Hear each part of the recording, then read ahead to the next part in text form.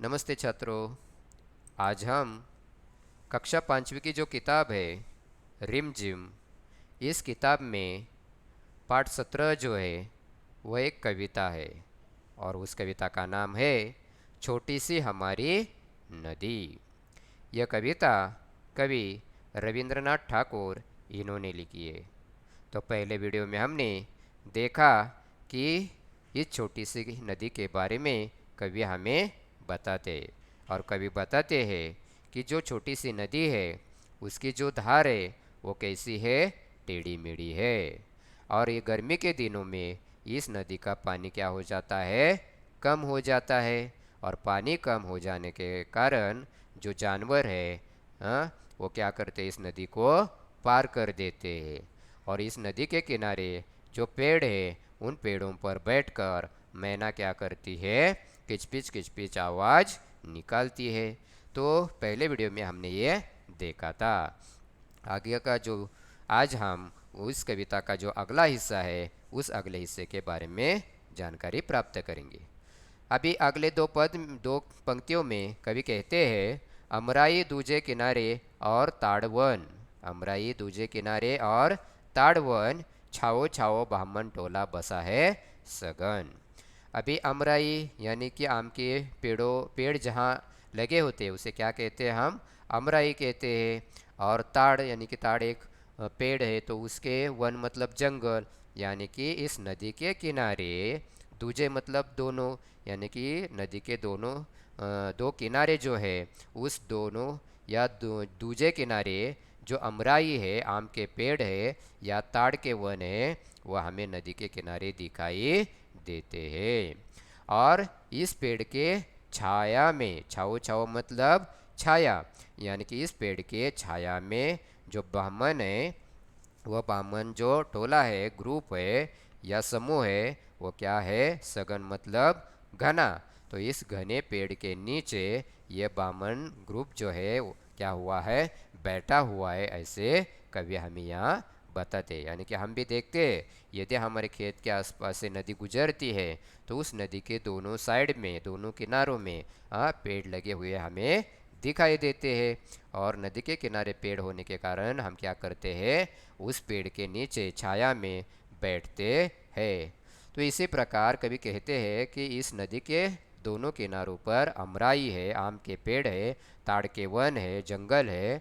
और उस जंगल में, घने जंगल में के छाया में ये जो बामन ग्रुप है, टोला है, वो क्या हुआ है, बसा हुआ है। कच्चे बच्चे धार कचारों पर उछल नहा ले, गमचो गमचो पानी भर भर अंग अंग पर ढाले। यानी कि कच्चे बच्चे यानी कि जो छोटे छोटे बच्चे हैं, जो छोटे छोटे बच्चे हैं वो क्या कर रहे, धार कचारों पर उछल नहा ले। यानी कि इस नदी की जो धार है, इस नदी का जो पानी है, इस नदी के पानी में ये छोटे छोटे बच्चे क्या कर रहे हैं, स्नान कर रहे हैं, नहा रहे हैं। और नहाने के बाद क्या करते हो, गमचो गमचो मतलब तौलिया, यानी कि टॉवेल। तो गमचो गमचो मतलब तौलिया, तो उस तौलिया क्या तौलियों में वो पानी भर भर कर अपने अंग के ऊपर क्या करते हैं, डाल लेते हैं। यानी कि हम जब नदी में स्नान करने के लिए जाते हैं, स्नान करने के बाद, तैरने के बाद हम क्या करते हैं, अपने जो कपड़े होते हैं, या अपनी कमीज़ होती है, या हम हमारा शरीर साफ करने के लिए जो टॉवेल लाते हैं, उस टॉवेल में हम क्या करते हैं, पानी भर के अपने ऊपर डालने की कोशिश करते हैं। तो इसी प्रकार कवि कहते हैं कि इस छोटी सी नदी में ये छोटे छोटे बच्चे क्या कर रहे हैं, इस नदी की धारा में उछल उछल कर, यानी कि नाचते हुए कूदते हुए क्या कर रहे हैं, नहा रहे हैं। और नहाने के बाद वो तौलियों में पानी भर भर कर अपने अंग के ऊपर क्या कर रहे हैं, डाल रहे हैं। कभी अगले दो पंक्तियों में कहते हैं, कभी कभी वे सांझ सकारे निपटा कर नहाना, छोटी छोटी मछली मारे आंचल का कर छाना। यानी कि जब वो नदी में स्नान करते हैं तो कभी कभी स्नान करने के बाद सांझ सकारे, सांझ मतलब शाम का समय और सकारे मतलब सवेरे का समय, सांझ या सुबह या शाम के समय वो अपना काम निपटा कर नहाने का काम निपटा कर स्नान करने के बाद वो क्या करते हैं, तो जो छोटी छोटी मछलियाँ हैं उन मछलियों को पकड़ने का वो काम करते हैं। यानी कि हम भी मछलियाँ पकड़ने के लिए नदी पर चले जाते, तो उसी प्रकार कवि कहते हैं कि ये लोग क्या करते हैं, स्नान करने के बाद शाम या सुबह के वक्त में जो नदी में आने वाली छोटी छोटी मछलियाँ हैं उन्हें पकड़ने का काम वो करते हैं। कभी आगे लिखते हैं, बहुएं लोटे थाली मांजती रगड़ रगड़ कर रेती, कपड़े धोती घर के कामों के लिए चल देती। यानी कि जो लोग हैं वो लोग, यानी कि बहुएं, बहुएं मतलब जो घर की औरतें होती है, वो घर की औरतें क्या कर रही है, लोटा थाली मतलब जो घर के बर्तन है वो बर्तन मांजते हुए रगड़ रगड़ कर क्या कर रही है, वो मांज रही है। यानी कि नदी पर वो लाती है और नदी की जो रेत है, जो बालू है, उसे हाथ में लेकर वो क्या कर रही है, घर के बर्तन रगड़ रगड़ कर क्या कर रही है, मांज रही है। अपने हाथों से वो रगड़ रगड़ कर उसे क्या कर रही है, साफ कर रही है, धो रही है। और कपड़े भी वो नदी में क्या करती है, धोती है। तो ये घर के काम क्या करती है, करके वह क्या करती है, घर की ओर चल देती है, यानी कि चलने के लिए निकलती है। यानी कि हम भी अपने कपड़े धोने के लिए हमारी माँ या कोई पड़ोस की औरत कहाँ चली जाती है, तो नदी पर चली जाती है, यानी कि नदी में वो कपड़े धोकर घर वापस आती है।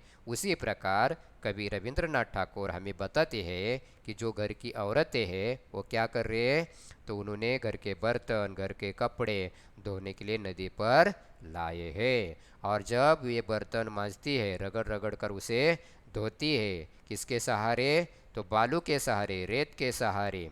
और जब वो कपड़े धोती है तो कपड़े धोने के बाद ये घर का सारा काम पूरा करने के बाद वो कहाँ चलती है, तो घर के कामों के लिए चल देती है। कवि आगे कहते हैं, जैसे ही आषाढ़ बरसता, जैसे ही आषाढ़ बरसता भर नदियाँ उतर आती, मतवाली सी छोटी चलती तेज धारा दन्नाती। यानी कि जब आषाढ़ आता है, तो आषाढ़ ये क्या है, बरसात का एक महीना है, यानी कि आषाढ़ में बरसात होती है। और जैसे ही आषाढ़ बरसता है, यानी कि बारिश शुरू होती है, बारिश गिरने लगती है, तो जैसे ही आषाढ़ बरसता है, बारिश शुरू होती है, बरसती है, तो नदियाँ क्या होती है, पानी से भर जाती है। और जब नदियाँ पानी से भर जाती है तो नदी की जो धारा है वो तेज हो जाती है, और तेज नदी तेज रूप से क्या करती है, बहने लगती है। तो यानी कि कवि कहता है कि बारिश के दिनों में नदी में बहाव आता है, पानी बहने लगता है। कवि आगे कहते हैं कि वेग और कलकल के मारे उठता है कोलाहल, गंदीले जल में गिरनी भंवरी भंवरती है चंचल। तो जब आषाढ़ का महीना आता है तो बारिश होने लगती है, और बारिश होने के कारण नदी में पानी आने लगता है, उसकी धार तेज हो जाती है, पानी का बहाव तेज हो जाता है। और जब पानी का बहाव तेज हो जाता है, उसका वेग और उस पानी की जो आवाज़ है वो कैसे आती है, कलकल आती है। यानी कि उसकी वेग और आवाज़ के कारण या हमारे जो आसपास का वातावरण है वो वातावरण कैसा होता है, वहाँ सभी ओर उस आवाज़ें गूंज देती है, सुनाई देती है, यानी कि कोलाहल होने लगता है। नदी का आवाज़ हमें दूर दूर तक सुनाई देता है। गंदीले जल में घिरनी भंवरी भंवरती है चंचल।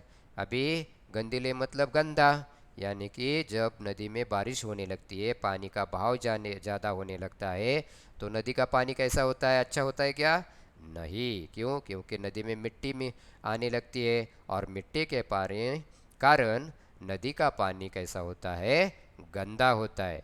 यानी कि जब गंदा पानी नदी में बहने लगता है तो तेज बहाव होने के कारण नदी में क्या होता है, भंवरे बन जाते हैं। यानी कि आप देखते हैं कि पानी कैसा होता है, सर्कल जैसे घूमने लगता है। जब नदी कहीं तो मोड़ लेती है ना, तो उस जगह ये पानी कैसा होता है, सर्कल जैसे घूमने लगता है, तो वहाँ भंवरा हमें दिखाई देता है, और वो चंचल रूप में दिखाई देता है। यानी कि जब पानी का बहाव ज़्यादा होता है तो उस भंवरे में भंवरती हुई नदी हमें दिखाई देती है।